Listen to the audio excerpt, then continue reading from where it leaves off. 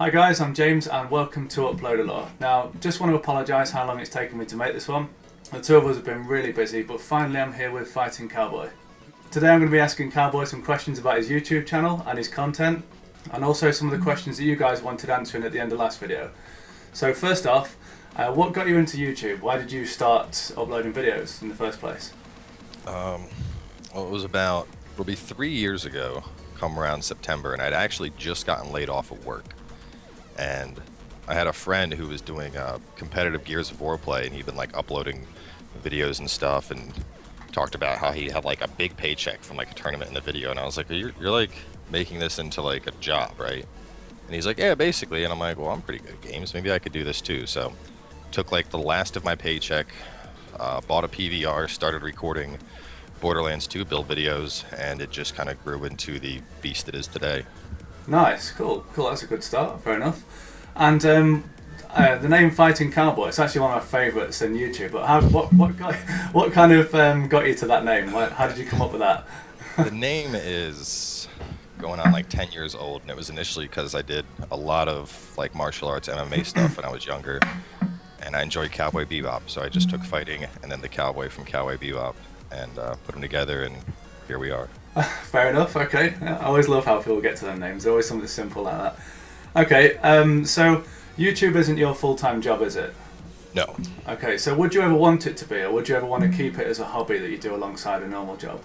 I mean, I think I'll continue to do it for a long time, but I would never consider it like a career. I'm just too much of a, I don't know, I always think about the future, and like, even though right now YouTube is a great medium to like reach people and it's a pretty significant income source, you know, like 10 years ago, YouTube wasn't something that even existed.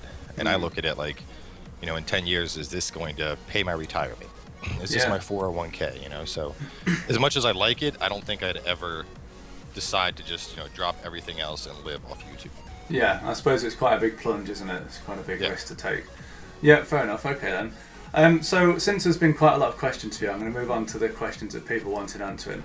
And the first one is from Dropout Dragon, which is on the end of last video. And he says, probably in a bit of a longer question, but he said, what's it like to drunkenly stumble in, excuse me, to the Dark Souls community with your build showcases and just piss off all of the Honor kids and just realise what a bee's nest you're walking into? I mean, it was definitely an experience. 'Cause I've always been like a multi-game kind of content creator. You know, I've worked with tons of different games, tons of different RPGs, and to me, getting into Dark Souls 2, it was just, you know, the next game on the list that was coming out. So I jumped into it, and you know, coming from games like Skyrim or Borderlands, my goal was always, you know, make the most powerful build, and I didn't understand anything about the Dark Souls community. I didn't know about like, you know, honor souls or bowing. So I get in the game and I'm like, oh yeah, I'm gonna fuck all these people up, just making builds. And you know, so after the fact, I you know, found out about the massive amount of hate, which needless to say was a bit unexpected coming from different you know, like World of Warcraft and other competitive games. So it was quite a shock, needless to say. Cool, okay. And how are you coping with that now, just to add to that? Is that something you can deal with quite easily? Oh yeah, now at this point, like initially there was a lot of backlash. Like that's what kind of spawned the whole overpowered PvP video that I became so well known for in the community.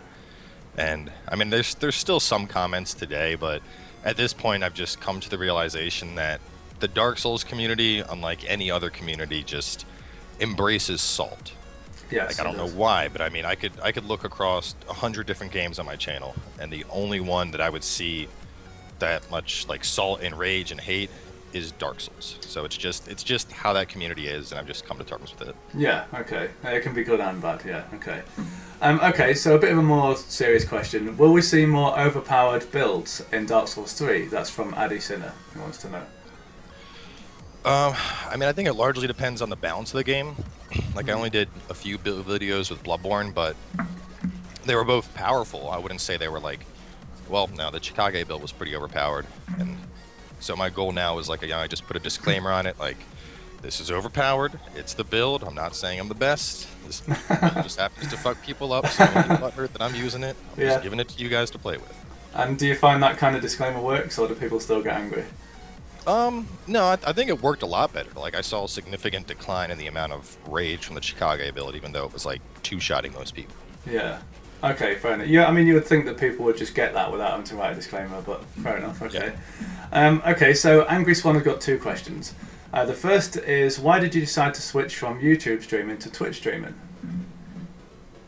All it really came down to was the contract I was on was exclusive at the time, so I could only stream on YouTube. And I didn't really have an interest in Twitch, but seeing how Twitch was growing more towards streaming, I decided to transfer on over to make that my streaming medium when the contract update came. Yeah, fair enough. And has it gone better than your YouTube streaming ever did on Twitch? I don't want to say it's better or worse. Like, I think I definitely had higher viewership in some cases on YouTube because it would, every single video would broadcast like, go here, he's streaming. And Twitch has that to some extent with the annotations, but it's a little bit wonky. I mean, overall, I think I like Twitch more. It's a much cleaner medium to stream on. You have the emotes, and it's a more stream-centric community. Yes, it is. Yeah, that's right. Yeah, fair enough. Okay, so the second question from Angry Swan is, why do you have so many haters on the build videos, which clearly says it's a troll build or overpowered? It says in the title, so of course it's going to be trolly. So why do you get that? I mean, I think some of it is people just want something to hate. I think another part of it is a lot of people don't read. And, I guess the best example of this, I remember I put a video out about outfits in Assassin's Creed 3.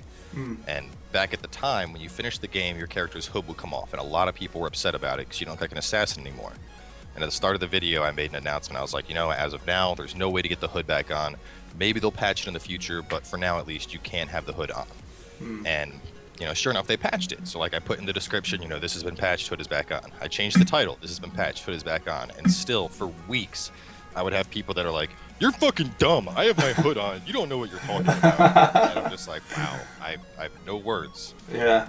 So it's, people just want to rage. They don't want to read. It's a variety of things is all it comes down to. Yeah, people are pretty quick to react on stuff. I found that myself. Fair enough then. Okay, so Domino Dome says, how much hate comments do you normally get on your overpowered build videos? Love your videos, by the way. So it's a fan there as well. Thank you. Nowadays, not many. I'll probably see once every few days, maybe once a week. A lot of the people that were just like super, super salty, I've just kind of banned. I'm like, you know what? I don't even need to read the shit you're spewing out of your mouth. So just like perma-mute so I don't even see their comments. Every now and then, like now I get a lot more people that are like, I don't understand why you would do this. And they're a lot more civil about it, which, I appreciate. Because I'd rather engage in conversation than deal with someone that's just like, damn, build 2 OP, damn, just bashing their forehead against the keyboard. So it still happens, but not nearly as much as it used to. Yeah, I suppose with a game like Dark Souls 2, it's calming down a little bit, so people aren't quite so excited over, getting offended, I suppose. I mean, there still will be always people out, I guess. Yeah, for sure. Fair enough then. Okay. Simon Marge says, question for Cowboy. Even though you have a large number of subscribers on YouTube, the only videos that have proportional amount of views in relation to your subs are the Souls-related ones, whereas the non-Souls-related ones are less popular. How do you feel about this?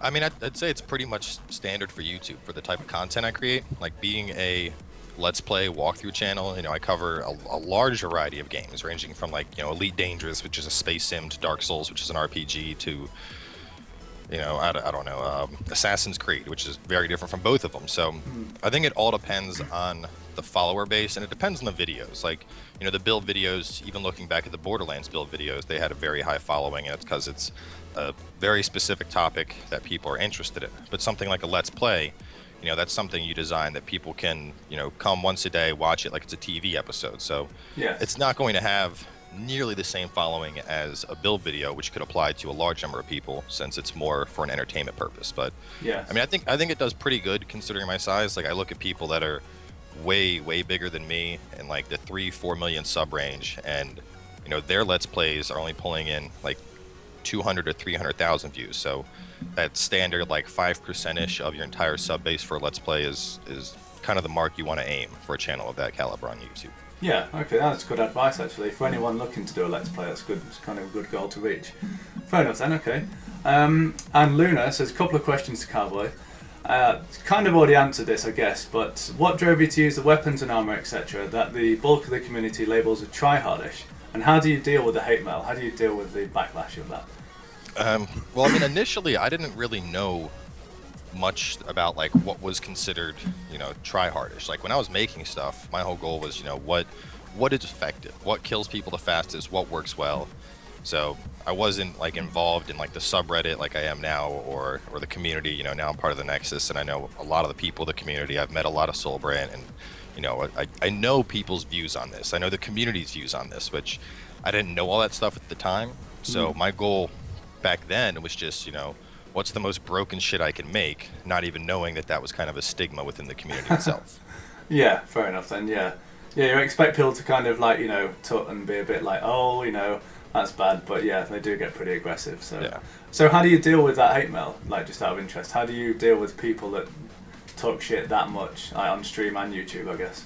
I mean, now I just kind of embrace it. Like, there's still, just in the last couple of weeks, I have somebody that would comment, and I basically have like just canned responses like, oh, your butt hurt is so good, your tears are delicious, please give me more salt for my corn on the cob. Like anything just to egg them on. Yeah. Because then it's funny, because to me at least, these people are raging over something that is like so fucking old it's not even relevant to how I play the game anymore. But it's still fun just to like, it's like poking an angry badger and just pissing it off more, knowing that it can't actually do anything. So it's rather entertaining at the end of the day. Yeah. Okay. Yeah. No, I agree. That is quite a good way to deal with them. Okay. And second question is. This was actually before Dark Souls 3 was announced, so it's what would be your ideal next Souls game? Demon Souls 2, Dark Souls 3, Bloodborne 2, or something different? So even though we're getting Dark Souls 3, what would you prefer if you could have it your way? I mean, if I could, I'd like to see Demon Souls continued. And I didn't do Demon Souls for a while, and then I had a buddy lend me his PS3 to go back and play it, and man, Demon Souls was a blast. Like, I loved the enemy design and the layout of it. And I mean, Dark Souls is good, but like, Dark Souls 1 kind of had that same boss design, and then with Dark Souls 2 it was like everyone and their mother and their cousins, they're all just fucking knights. And like in Dark Souls 1 or Demon Souls, that wasn't the case at all. Like you had like the Penetrator, I think, like, I mean, I guess you had King Alan, but he's not really like a knight. So like you had a huge boss variety in that game, and on top of that you had very intuitive level design, having to use the dragon to your advantage. And I feel like they kind of went away from that as the Dark Souls series progressed. So like, I'm sure 3 will be great, but I would love to see them continue Demon Souls in some way. I mean, it's interesting how they would play it off the story, but I don't know. That's why it's a want, not something that's going to necessarily happen. Yeah, fair enough. I didn't actually get to play Demon Souls much, but my housemate did. The atmosphere of the game looked amazing. I kind of didn't play it because mechanically I just thought we're already on Dark Souls 2 and I don't think I'll ever go back, but the atmosphere looked amazing in Demon Souls. So yeah, I hope like even that element is in Dark Souls 3 at least. Yeah. Okay, fair enough. Jacob Henry says, will you ever go back to doing Souls PvP stuff again? Because you've been doing a playthrough of Scholar at the minute, so he says that your PvP stuff was the funniest shit on the internet.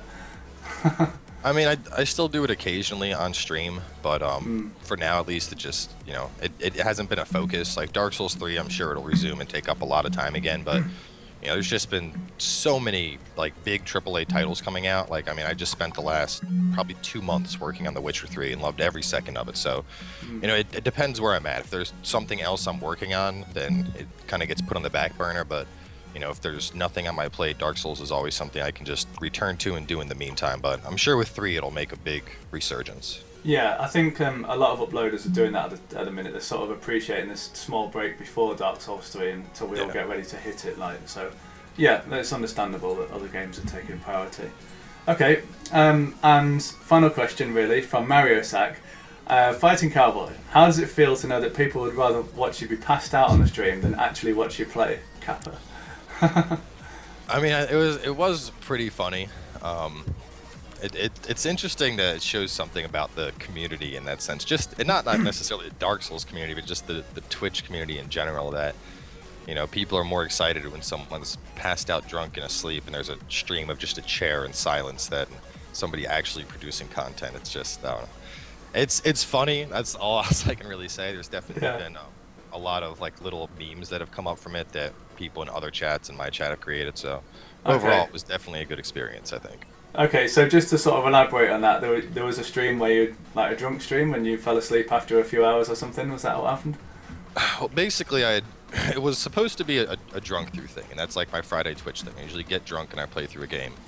And for the warm up, because like I usually like to get a strong buzz going beforehand.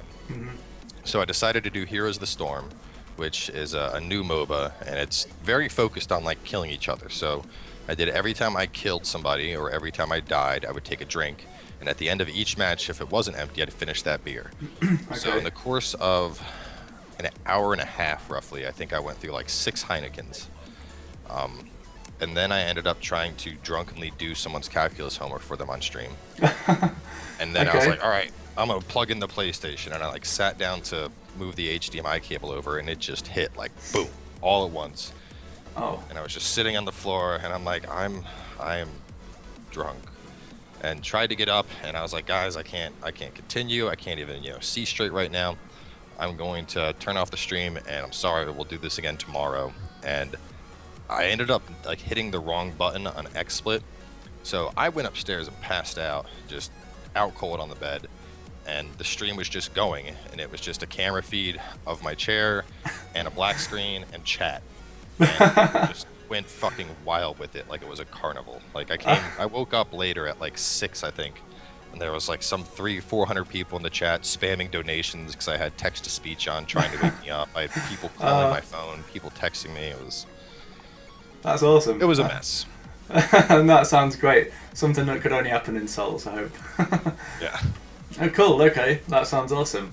Right, well, fair enough. That's all the questions that have been answered. So I hope you guys have learned something new about Fighting Cowboy and his channel, and his drunkenness, and his builds, and all that kind of thing, and hopefully what to expect for Dark Souls 3.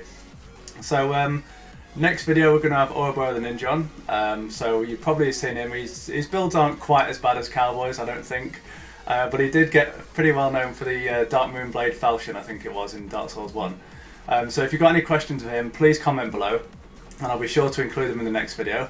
And apart from that, we're all done here, so goodbye from me. And see you guys later. Okay, see you later, guys. Bye-bye.